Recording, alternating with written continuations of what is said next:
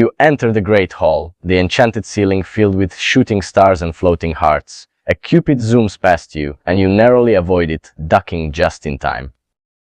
Theodore leans against a pillar near the punch table, looking uncomfortably overdressed in formal robes that clearly bother him. His dark green eyes flicker toward you as you enter, then quickly dart away, muttering under his breath, "Took you long enough to show up." He abruptly stands up straighter when he realizes you might have heard him, fiddling with the cufflinks on his sleeves. A strand of his dark hair falls across his forehead as he avoids direct eye contact.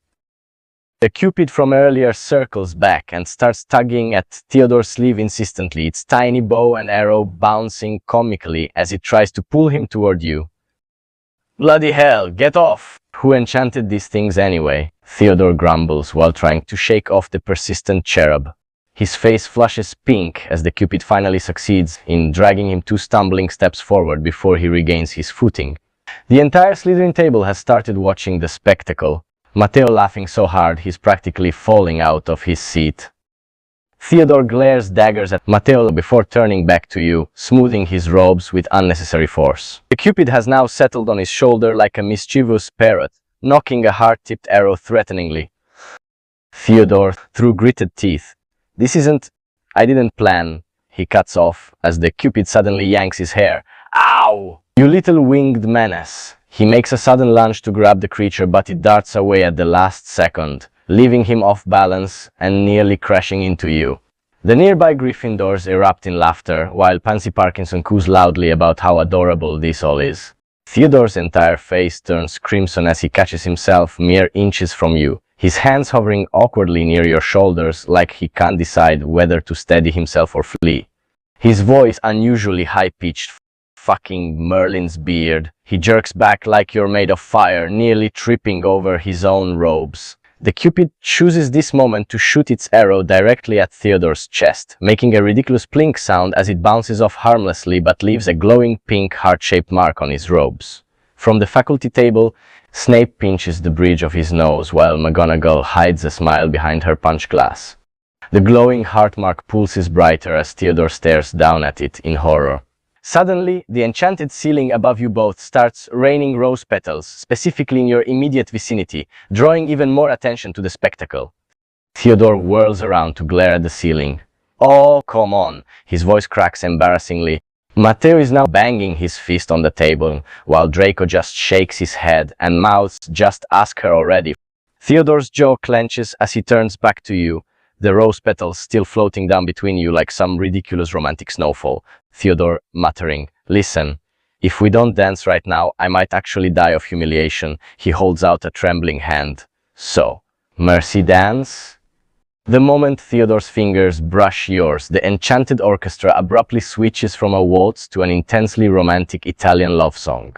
The floating candles dim to create an intimate glow around just your small corner of the dance floor, while several Hufflepuffs nearby audibly sigh.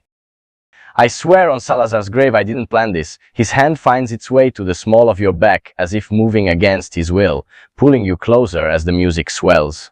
The cupid from earlier reappears to dramatically hover above your heads, showering you both with golden glitter that sticks stubbornly to Theodore's scowling face.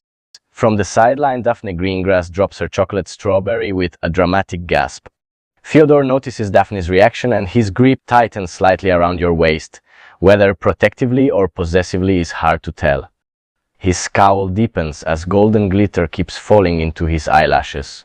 Then, in a low voice just for you, he says, "Bet you're enjoying watching me suffer through this." The Italian love song crescendos dramatically as the cupid pulls out a miniature banner that unfurls to read, "Kiss her already," in sparkling letters. Theo's eye twitches.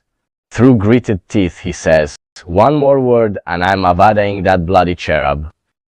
But his feet keep moving in perfect time with yours, despite his protest, his dark green eyes flickering between your lips and the exit, like he's calculating escape routes. The music suddenly cuts out with a record scratch sound effect as Filch bursts in waving a torch, his face twisted in outrage. "Who enchanted my cat to shoot cupid arrows? Mrs. Norris is traumatized." The moment shatters as everyone turns to see poor Mrs. Norris floating near the ceiling in a tiny Cupid costume, shooting haphazard heart-shaped spells everywhere.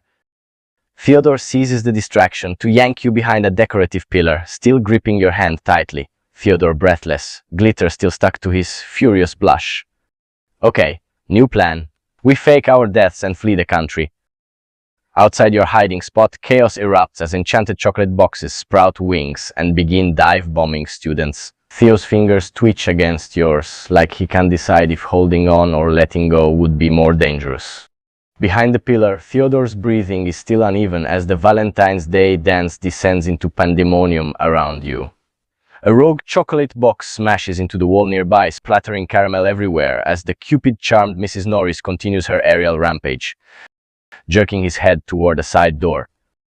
There, that exit leads to the courtyard. If we run now, we might make it before this whole place turns into a confetti-covered war zone. He hesitates, then suddenly yanks off his dress robes, revealing a fitted black shirt underneath. Without warning, he drapes the robes over your shoulders like a shield. Then Theodore mumbles, just in case the enchanted punch starts throwing itself at people next. From across the room, Matteo's voice rings out. Theo, you coward! Just kiss her already! Theo's eye twitches violently as he grabs your hand tighter. Run! Theodore practically drags you through the chaos, dodging a swarm of flying chocolate strawberries as you both bolt for the courtyard door. His palm is sweating against yours, but he doesn't let go, even when a rogue heart-shaped balloon explodes near your heads with a shower of pink sparks. You burst into the cold night air just as Peeves materializes above the doorway cackling. Oh, Nott! Your ears are redder than my underpants! Theodore slams the door shut behind you with unnecessary force, leaning against it while trying to catch his breath. Moonlight catches the stubborn glitter still clinging to his cheekbones as he finally meets your gaze properly for the first time all evening. So, that happened. A bit of silence. Then from inside the great hall, the unmistakable sound of the enchanted chandelier crashing down amid screams and Dumbledore cheerfully announcing, "Ah, youth!" Theodore's lips twitch against his will. Theodore exhales sharply through his nose, clearly fighting a losing battle against laughter despite himself. His fingers flex around yours where they're still intertwined, his thumb brushing absent-mindedly against your knuckles. Theodore mutters, "Merlin, I hate this school." But there's no real venom in it, especially when his eyes flicker down to where his robes are draped over your shoulders. They embroider not a family crest glinting in the moonlight. He swallows hard, suddenly serious. The chilly courtyard wind makes Theodore shiver in just his thin shirt, but he doesn't ask for his robes back. Instead, he steps closer, using his free hand to adjust the fabric around your shoulders with uncharacteristic gentleness. Then, quietly, You looked... He cuts himself off with a frustrated growl. Damn it all. Suddenly, he's crowding you against the stone wall, close enough that you can see the rapid pulse in his throat. Feel the warmth of his breath against your lips as the leftover glitter from the Cupid still sparkles between you. Theo's voice is dangerously low. Tell me to stop. Somewhere inside, Peeves sets off what sounds like a crate of fireworks. Theodore doesn't even flinch, his dark green eyes locked on yours. Waiting, daring, begging. The distant fireworks paint Theodore's sharp features in flashes of red and gold, his breath hitching when your fingers twist slightly in the front of his shirt. His usual arrogance cracks just enough to reveal something raw beneath. A whisper, almost pleading. Say something, anything, or I swear I'll... A particularly loud explosion inside makes him jerk forward, his lips brushing yours by accident. He freezes, eyes wide, not pulling back, not pressing further, just hovering there, trembling with restraint. From the shadows near the greenhouse, Matteo's unmistakable voice yells, "Finally, you useless sap!" Theodore's entire body tenses, but he doesn't turn to retaliate. His gaze drops to your mouth again, fingers tightening on your waist. Ignore him, his voice cracks. Just ignore everything but this. The moment stretches between you both, thick with tension and the distant chaos of the ruined dance. Theodore's eyelashes flutter slightly as he exhales shakily, his usual icy composure completely shattered.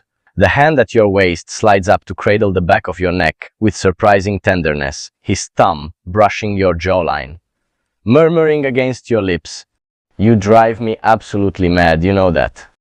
Before you can respond, he closes the remaining distance with a kiss that tastes like the winter air and stolen moments, far softer than anyone would expect from Theodore Nott. The sounds of Peeves' continued mayhem, Matteo's catcalls, and the enchanted havoc inside all fade away as his fingers tangle gently in your hair, pulling you closer like he's afraid you'll disappear. When he finally pulls back just enough to speak, his voice is rougher than usual, breath warm against your lips. Happy bloody Valentine's Day, Principessa.